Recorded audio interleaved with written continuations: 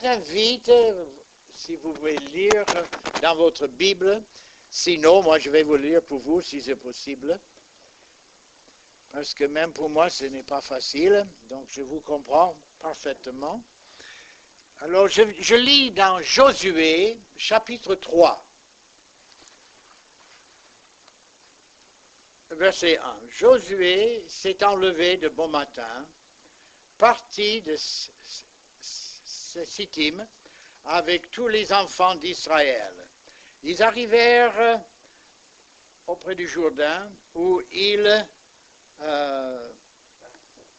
passèrent la nuit avant de le traverser. À bout de 3 jours, les officiers parcoururent le camp et donnèrent cet ordre au peuple. Lorsque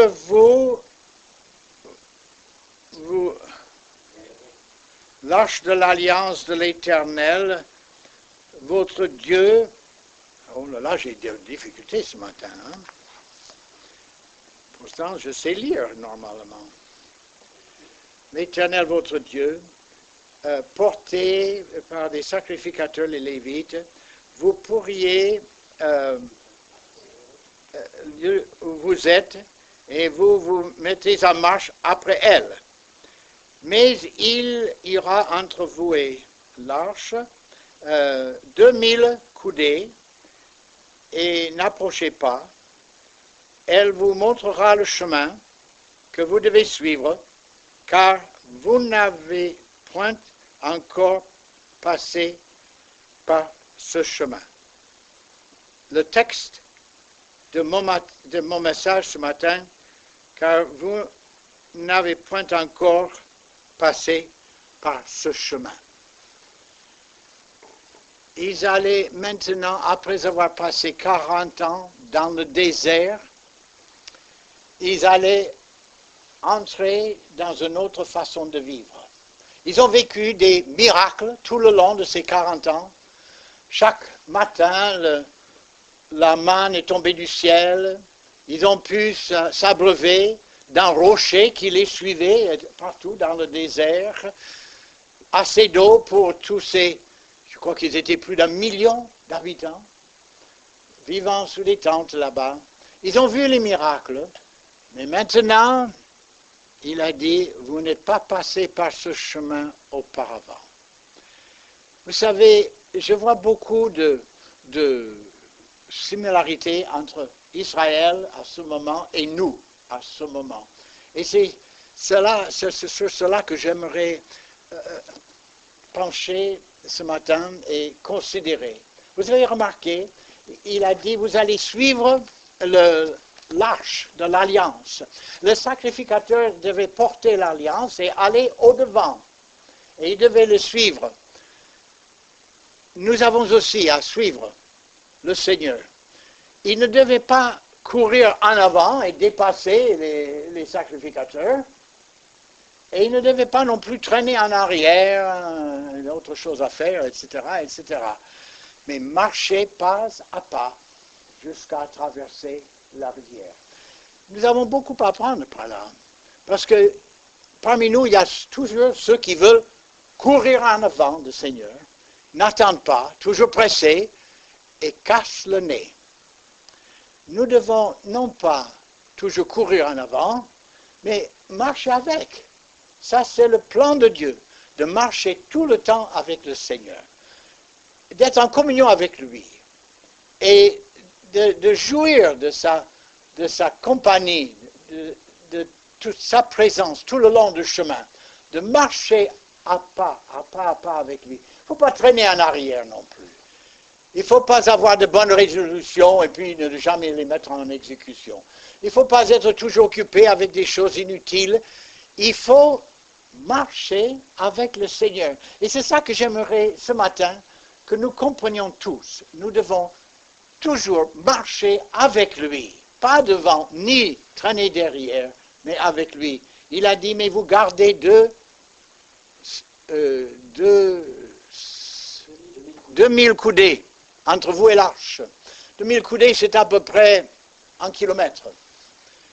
Alors, ils avaient toujours l'arche en vue, mais ils ne devaient pas perdre de vue, marcher toujours comme ça. Vous dites, mais 1 kilomètre, c'est loin ça. Comment est-ce qu'ils ont pu voir 1 kilomètre? J'ai eu le privilège d'être probablement sur un des endroits sur Terre qui n'existe peut-être pas ailleurs. C'est en Minnesota, dans le nord, où autrefois, il y a des milliers et des milliers d'années, il y avait donc un lac là, ou des glaciers, on ne sait pas lequel c'était, mais c'est plat. Quand je dis c'est plat, je veux dire plat comme cette table ici, exactement comme ça. Hein. Il n'y a rien, je n'ai jamais été dans un endroit semblable, ni avant ni après. Alors là, j'étais avec quelqu'un, et c'est une drôle de sensation d'être plat, plat, plat. Alors il a dit, vous voyez le village là-bas, c'est à 12 km. On le voyait comme ça, hein, 12 km. À ce village-là, qu'on le voyait d'ailleurs, c'est à 10 km. Et ainsi de suite. Mais vous savez, jamais de ma vie, on pouvait voir des villages à 12 km, mais là, oui. Et là où les Israélites se trouvaient, c'était pareil. C'était plat. Ils pouvaient voir facilement l'arche devant eux, garder l'œil dessus et de marcher, mais de garder une distance d'1 kilomètre. Oh, c'est quelque chose pour nous tous de saisir ce matin l'idée que malgré le fait qu'on marche avec le Seigneur, on garde une révérence. Il n'est pas notre copain. Il est avec nous, il est le berger, il est toujours avec nous, mais il est au-dessus de nous. Il est notre maître, il est notre berger. Nous devons avoir un respect. Il est extraordinaire. Même Jésus, quand il était sur terre, quand il était avec ses disciples, tout le temps, il a dit « Mon Dieu est votre Dieu ». Il n'a jamais dit « notre Dieu », sauf quand il a dit « Quand vous priez, vous dites « notre Dieu ». Il se mettait toujours à part, et les disciples le savaient. Même quand il est arrivé au-devant d'eux, en disant « Suivez-moi, et je vous ferai des pêcheurs d'hommes », vous savez, il savait qu'il était plus qu'un homme ordinaire. C'était Dieu en chair. Et quand nous sommes avec lui, gardons ce respect pour lui. Les Juifs l'avaient. Oh, quand les Juifs, encore, ils gardent cette révérence vers Dieu. Quand les scribes ont écrit en hébreu, bien sûr, l'Ancien Testament, ils l'ont écrit mot par mot. Quand ils sont arrivés au mot Dieu, se sont arrêtés, placé la plume, ils ont lavé les mains, puis sont revenus. Et quand ils ont trouvé le mot Yahvé, éternel, Jéhovah, alors ils ont pris un bain tout entier. Quand vous pensez qu'il y avait quelquefois l'éternel 2 ou 3 fois dans un chapitre, et quelquefois des versets qui suivent, imaginez le nombre, ils avaient ce respect. C'est Dieu. Et Christ est avec nous, mais il est au-dessus de nous. Gardons cette référence, parce que c'est là qui nous donne la force. Dieu est avec nous.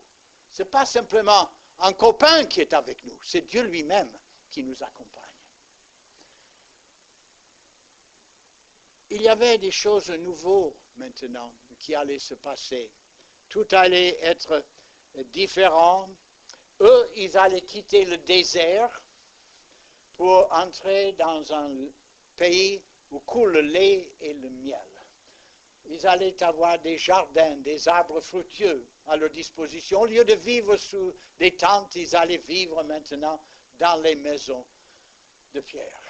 Tout a été différent. Voilà, je fais l'analogie maintenant avec nous.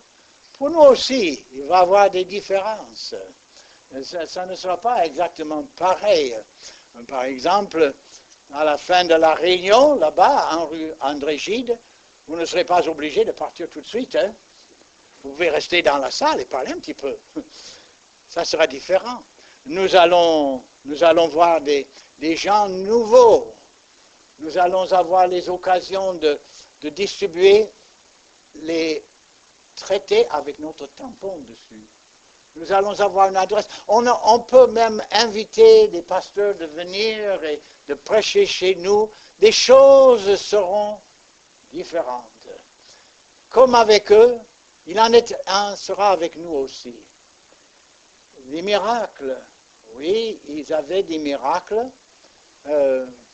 Avant, comme je vous ai dit, la manne qui tombait du ciel, ils avaient l'eau, ils avaient vu beaucoup d'autres miracles. La terre s'ouvrir, ils ont vu Dieu agir. Mais pas dans la même façon qu'ils allaient le voir maintenant. Ils n'ont jamais vu des murailles tomber devant leurs yeux. Ils n'ont jamais vu des géants encore. Ils n'ont jamais vu des armées innombrables devant eux. Et eux, un tout petit peuple, ils n'ont jamais vu des choses comme ça. Mais le Dieu qui les a accompagnés pendant 40 ans dans le désert sera le même Dieu qui les accompagnera dans le pays promis. Et malgré toutes les difficultés qu'ils allaient rencontrer, ils auraient la même protection, le même Dieu. Et nous avons vu des miracles. Même le miracle de ce local où nous allons, qui sera notre église. Je ne vais pas vous donner les détails maintenant. Ça sera vendredi soir que je vous donnerai les détails. Mais c'était un miracle que nous avons trouvé ça. Et puis, que Dieu a pourvu tout l'argent pour le mettre en état. Que Dieu est allé au-devant de nous. Mais tout ça, c'est dans le domaine matériel. Ça, nous le connaissons maintenant. Mais ce que nous ne connaissons pas encore, c'est qu'est-ce qui est réservé pour nous dans l'avenir. Mais on sait une chose, que le même Dieu qui nous a aidés dans le domaine matériel va nous aider dans le domaine spirituel. Parce qu'à partir de maintenant, ça ne sera plus les choses tellement matérielles, ça sera des âmes qui sont en question. Et dans le domaine spirituel, Dieu sera avec nous, comme il était avec nous jusqu'ici. Oui, mais avec des nouvelles possibilités, il y a des nouvelles responsabilités. C'est à vous maintenant. Ça sera votre église. Votre église. C'est comme votre maison. À vous de vous en occuper. Une fois que tout est terminé et on vous donne les clés, à partir de ce moment, c'est à vous de nettoyer la moquette. À vous de faire ceci, cela, de garder, laver des vitres, etc., etc. Ça sera votre maison. Ensuite, en plus, il faut aussi payer tous les frais. Hein. Maintenant, les frais sont à votre disposition. Alors là, il faut que vos offrandes couvrent tous les frais. Quand vous invitez, quand vous faites quelque chose, vous êtes les responsables. Ça sera tout à fait différent maintenant. On entre dans un autre royaume, dans un autre aspect, mais avec le même Dieu quand même. Il ne faut pas croire que maintenant Dieu va vous abandonner.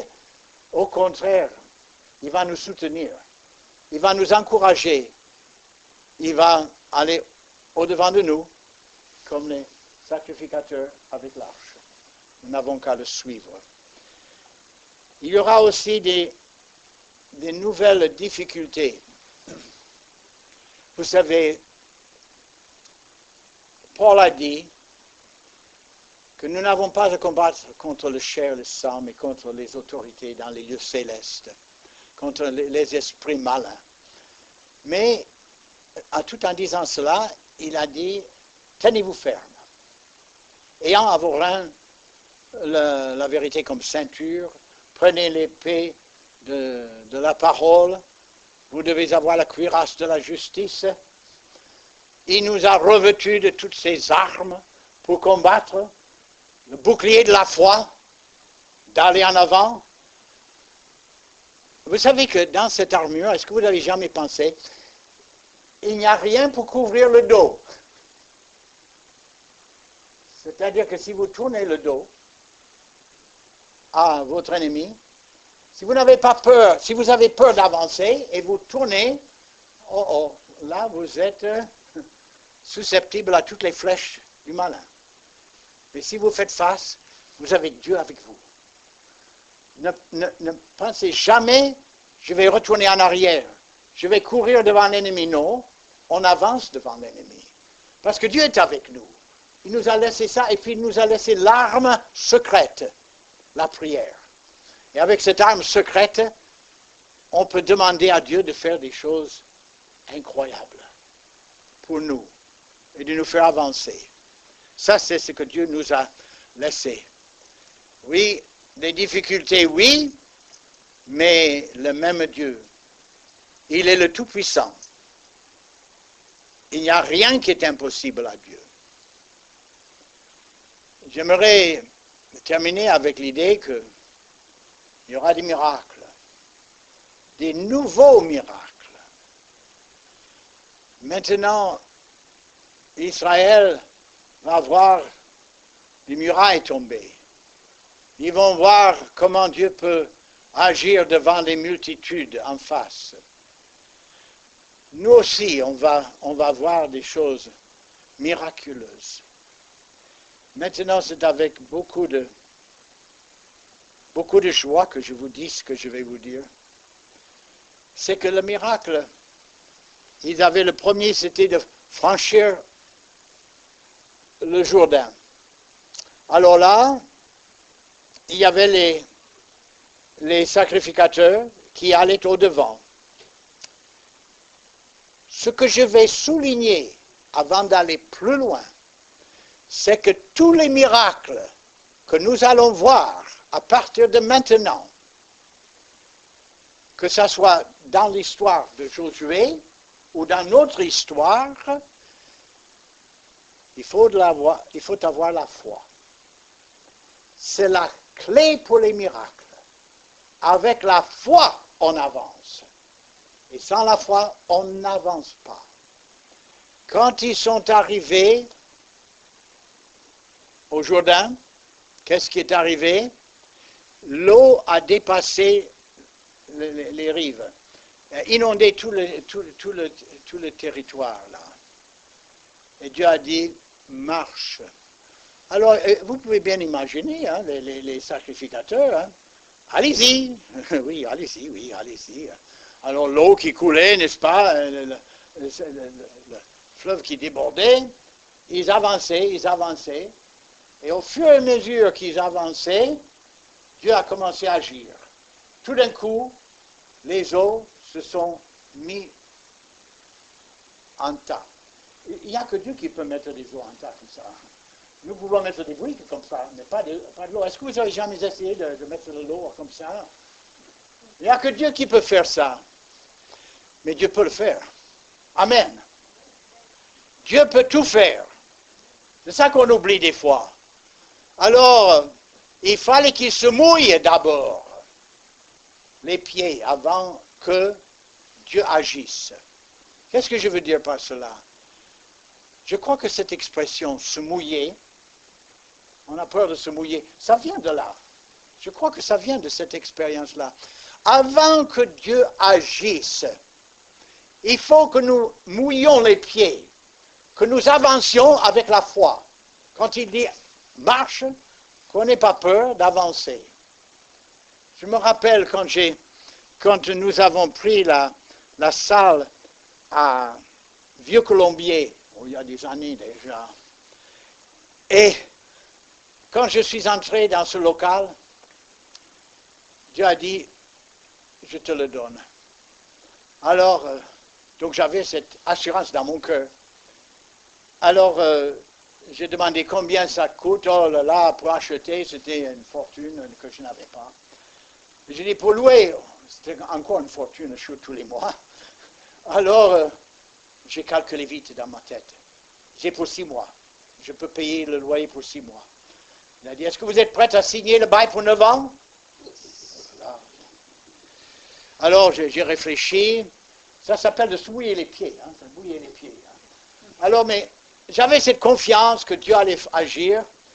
Et j'ai dit, oui, bien sûr, donnez-moi le papier, je signerai pour 9 ans. Et j'ai signé mon nom pour louer ce local pour 9 ans. Payer toujours cette somme astronomique chaque mois. Mais vous savez, après 9 ans, malgré le fait qu'il a augmenté le loyer au moins 7 fois, nous sommes restés toutes ces années parce que Dieu a pourvu. Quand on se mouille dans sa volonté, Dieu tient ferme et il pourvoit. C'est ça qui est merveilleux. Oh, si on pouvait saisir, si chacun de vous pourrait saisir cela, mais on est prêt à conquérir Paris. Hein? Il s'agit de se mouiller, de dire Seigneur, tu es avec moi, et j'avance. Alors ils sont arrivés après devant la ville de Jéricho. Et Dieu a dit à Josué, voilà ce qu'il faut faire, il faut marcher autour de la ville, silencieusement. Et puis, encore, et encore, et encore, et le 7e jour, vous allez le faire 7 fois, et puis vous allez sonner les trompettes et crier victoire. Et les murs vont s'écrouler. Ah oui. Aucun problème. C'est clair ça. Alors ils se sont approchés de la ville le premier jour, et ils commencent à marcher autour, ils regardent les murs, les murailles, probablement entre 10 et 15 mètres de étant donné qu'il y avait des maisons dessus, c'était au moins 4 mètres de profondeur, d'épaisseur. Ils regardent, ils font le tour, puis ils reviennent dans leur tente.